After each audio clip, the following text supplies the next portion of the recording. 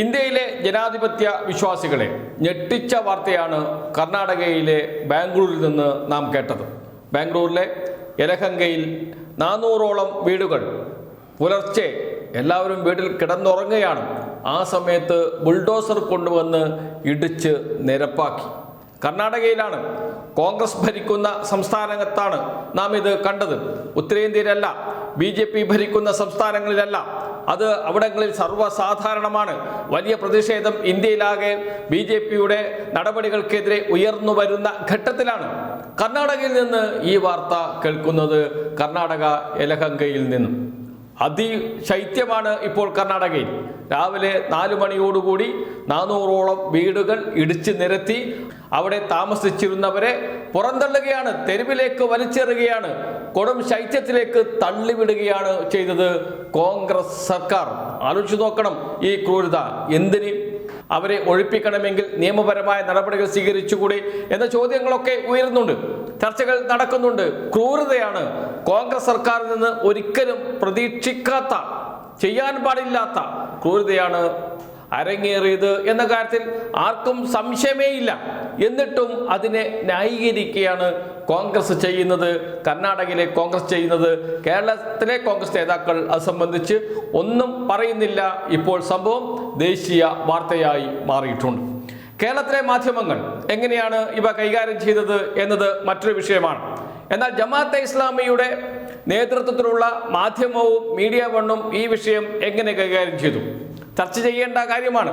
കാരണം കേരളത്തിലെ കോൺഗ്രസിനെ അധികാരത്തിലെത്തിക്കാൻ, കേരളത്തിലെ കോൺഗ്രസിന് വേണ്ടി പ്രചാരണം നയിക്കാൻ ജമാഅത്തെ ഇസ്ലാമിയും മീഡിയ വണ്ണും മാധ്യമവും ഒക്കെ കിടഞ്ഞ് പരിശ്രമിക്കുന്നത് നാം കണ്ടതാണ്.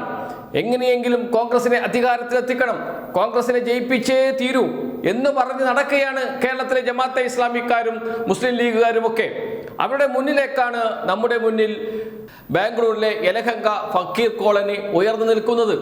ഇത് സംബന്ധിച്ച് വാർത്ത കൊടുത്തിരുന്നു മാധ്യമം? ഇല്ല എന്ന് പറയുന്നില്ല. എങ്ങനെയാണ് കൊടുത്തത് എന്നതാണ് ബഹുരസം. എല്ലാവരും കാണേണ്ടതാണ്. ചിലപ്പോൾ ശ്രദ്ധിക്കാതെ പോയിട്ടുണ്ടാകും. Bulldozer raj in Bengaluru, 400 houses razed, Muslim fakirs homeless. ഇതാണ് ഇംഗ്ലീഷ് മാധ്യമത്തിൽ വന്ന, ഓൺലൈനിൽ വന്ന വാർത്ത. മുസ്ലിം ഫക്കീർസ് ഹോംലെസ് എന്നാണ് വാർത്ത.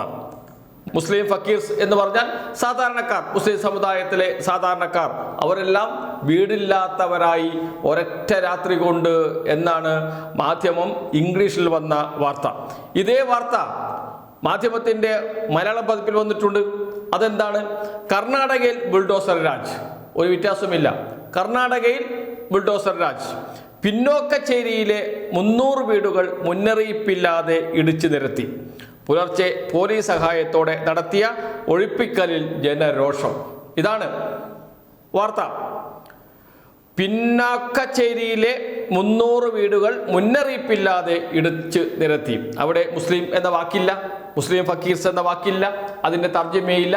എന്തിനാണ് മലയാളത്തിൽ മാധ്യമം മുസ്ലിം ഫക്കീർ എന്ന വാക്ക് ഉപയോഗിക്കാതിരുന്നത്, മുസ്ലിം സമുദായത്തിൽപ്പെട്ടവർ എന്ന വാക്ക് ഉപയോഗിക്കാതിരുന്നത്?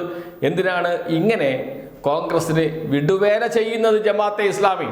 എന്തിനാണ് ഇങ്ങനെ സ്വന്തം സമുദായത്തെ വഞ്ചിച്ച് ഇത്തരം ഒരു നിലപാട് എടുക്കുന്നത് ജമാഅത്തെ ഇസ്ലാമിയും മുസ്ലിം ലീഗ് അടക്കമുള്ള കേരളത്തിലെ മുസ്ലിം സമുദായ സംഘടനകൾ? എന്തിനാണ് ഇവർ കോൺഗ്രസിനെ ജയിപ്പിക്കാൻ പാടുപെടുന്നത്? അത് സാമുദായിക ക്ഷേമമല്ല, സമുദായത്തിൽപ്പെട്ടവർക്ക് വേണ്ടിയിട്ടല്ല, ഇവരുടെ രാഷ്ട്രീയ താല്പര്യം മാത്രമാണ്, സാമ്പത്തിക താല്പര്യം മാത്രമാണ് എന്നതിന് വേറെ തെളിവ് ആവശ്യമില്ലല്ലോ. 400ഓളം വീടുകൾ, 100 കണക്കിന് പേരാണ് അവിടെ നിരാലംബരായത്, വീടില്ലാത്തവരായത്. അതിനെതിരെ ശക്തമായി ഒന്ന് പ്രതിഷേധിക്കാൻ പോലും കഴിയാത്തവരായി ജമാഅത്തെ ഇസ്ലാമിയുടെ നേതാക്കൾ മാറി, മുസ്ലിം ലീഗിൻ്റെ നേതാക്കൾ മാറി. അത്രമാത്രം കോൺഗ്രസിന് അടിമകളായി ഇവർ മാറി എന്ന് വേണ്ടേ ഇത് നിന്ന് കരുതാൻ? എന്തുകൊണ്ടാണ് ജമാഅത്തെ ഇസ്ലാമിയുടെ പത്രമായ മാധ്യമത്തിന് എന്താണ് അവിടെ നടന്നത് എന്ന്, ആരാണ് ഏറ്റവും കൂടുതൽ ഇരയായത് എന്ന് പറയാൻ കഴിയാത്തത്? എന്തുകൊണ്ട് മലയാളത്തിൽ മാത്രം മുസ്ലിം സമുദായത്തെക്കുറിച്ച് മിണ്ടുന്നില്ല? എന്തുകൊണ്ട് ഇംഗ്ലീഷ് മാധ്യമത്തിൽ അങ്ങനെ ഒരു തലക്കെട്ട് വന്നു? ഇതെല്ലാം നാം ആലോചിക്കേണ്ട വിഷയമാണ്. എന്ന് വെച്ചാൽ കേരളത്തിൽ കോൺഗ്രസിന് പോർലേക്കുന്ന ഒന്നും ചെയ്യാൻ പാടില്ല. അതിന് സമുദായത്തെ വഞ്ചിച്ചായാലും വേണ്ടിയില്ല. മുസ്ലിം സമുദായത്തെ വഞ്ചിച്ച് അവരെ കോൺഗ്രസിന്റെ അടിമകളാക്കിയാലും വേണ്ടിയില്ല എന്ന നിലയിലാണ് കാര്യങ്ങൾ പോകുന്നത്. എന്നാൽ കേരളത്തിലെ ജനങ്ങൾ ഇക്കാര്യങ്ങളെല്ലാം തിരിച്ചറിയുന്നുണ്ട് എന്നതാണ് വാസ്തവം. കാരണം ഇത്രമാത്രം രാഷ്ട്രീയ താല്പര്യം മുൻനിർത്തി മാത്രം സമുദായത്തെ വഞ്ചിക്കുന്ന നിലപാട് എടുക്കുന്ന ജമാഅത്തെ ഇസ്ലാമിയെയും മുസ്ലിം ലീഗിനെയും എല്ലാ കാലവും കേരളത്തിലെ മുസ്ലിം ജനസാമാന്യം പിന്തുണയ്ക്കില്ല. കുറച്ചു കാലത്തേക്ക് അവരെ കബളിപ്പിക്കാൻ കഴിയും, എന്നാൽ എല്ലാ കാലത്തേക്കും പറ്റില്ല എന്ന് ആ സമുദായത്തിലെ ജനങ്ങൾ തന്നെ നാളെ തെളിയിക്കും. അന്ന് ഇത്തരക്കാർക്ക്, ജമാഅത്തെ ഇസ്ലാമിക്കാർക്കും മുസ്ലിം ലീഗ് നേതാക്കൾക്കും ഒക്കെ ഗുഹയിൽ അഭയം തേടേണ്ടി വരും എന്ന കാര്യത്തിൽ സംശയമില്ല.